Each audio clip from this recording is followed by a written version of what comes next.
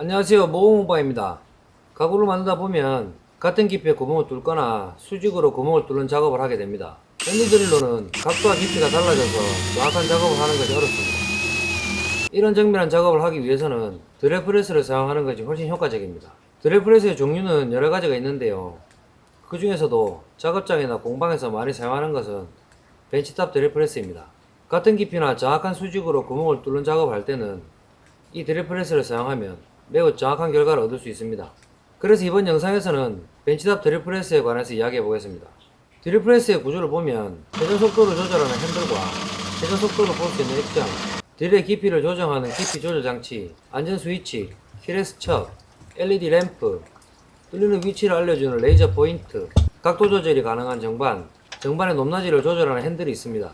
회전 속도를 조절하는 타입은 세 가지가 있는데 핸들을 밀거나 당겨서 속도를 조절하는 것과 벨트의 위치를 바꿔서 속도를 조절하는 것, 그리고 다이얼을 돌려서 액정이 나오는 숫자를 보고 조절하는 것이 있습니다. 속도를 조절하는 이유는 재료의 종류와 비트의 크기에 따라 회전 속도를 다르게 해야 하기 때문입니다.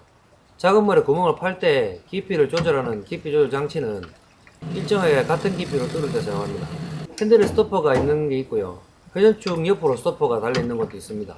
핸들에 스토퍼가 있는 것은 스토퍼를 먼저 반시계 방향으로 끝까지 돌려놓고 하고 싶은 위치까지 핸들을 돌린 뒤에 스토퍼에 있는 볼트를 조이면 그 이상 핸들이 돌아가지 않게 되어 있습니다.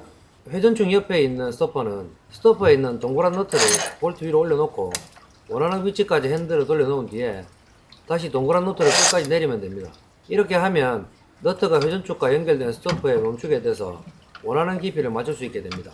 안전 스위치는 노란색 키를 빼면 스위치가 작동하지 않고 빨간색 동그란 스위치를 당기면 기계가 작동합니다. 빨간색 스위치를 이렇게 크게 만든 것은 켜기 힘들게 하고 끄기 쉽게 하기 위해서입니다. 그리고 손으로 기계를 끌 수 없는 상황이 되면 머리로 박아서라도 끌 수 있게 디자인된 스위치입니다. 척은 키레스 척과 키 척이 있는데 키레스 척은 키나 다른 도구 없이 손으로 조이거나 풀 수 있고 키 척은 키가 있어야 풀고 조일 수 있습니다.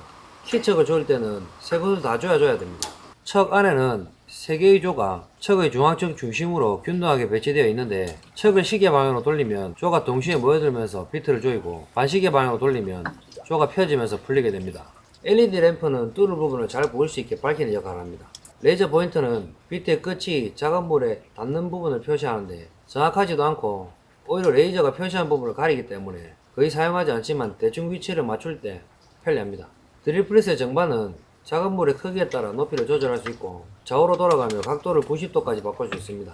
그리고 정반 가운데 부분은 나무로 되어 있어서 교체할 수 있고 펜스를 고정하는 슬롯이 있습니다. 그런데 이런 기능들이 있어도 목공용으로는 불편한 점이 많습니다. 특히 클래프를 사용할 때 물릴 곳이 마땅히 없고 받침목을 항상 준비해야 합니다. 그래서 드릴프레스 테이블을 만들어 두면 편하고 정확하게 작업할 수 있습니다. 드릴프레스는 강한 힘으로 빠르게 회전하고 부하가 걸려도 계속 돌아가기 때문에 상황이 잘못되면 아주 크게 다칩니다. 드릴프레스는 별로 위험하지 않다고 생각하는 사람들이 많은데 전혀 그렇지 않습니다. 회전하고 있는 드릴프레스에 장갑이 말려들면서 팔뚝이 부러졌다고 이야기를 들었고 구멍 뚫리는 위치를 보려고 하다가 머리카락이 말려 들어가서 앞머리가 다 뽑히고 크게 다쳤다는 이야기를 들었습니다. 전동공구는 단단한 자재를 강화하는 기계입니다. 빠르게 회전하고 힘이 좋아서 자칫 잘못하면 크게 다치기 때문에 항상 안전수칙을 지켜서 작업해야겠습니다. 이 영상이 여러분들의 작업에 조금이나마 보탬이 되었으면 좋겠습니다. 감사합니다. 모공공방이었습니다.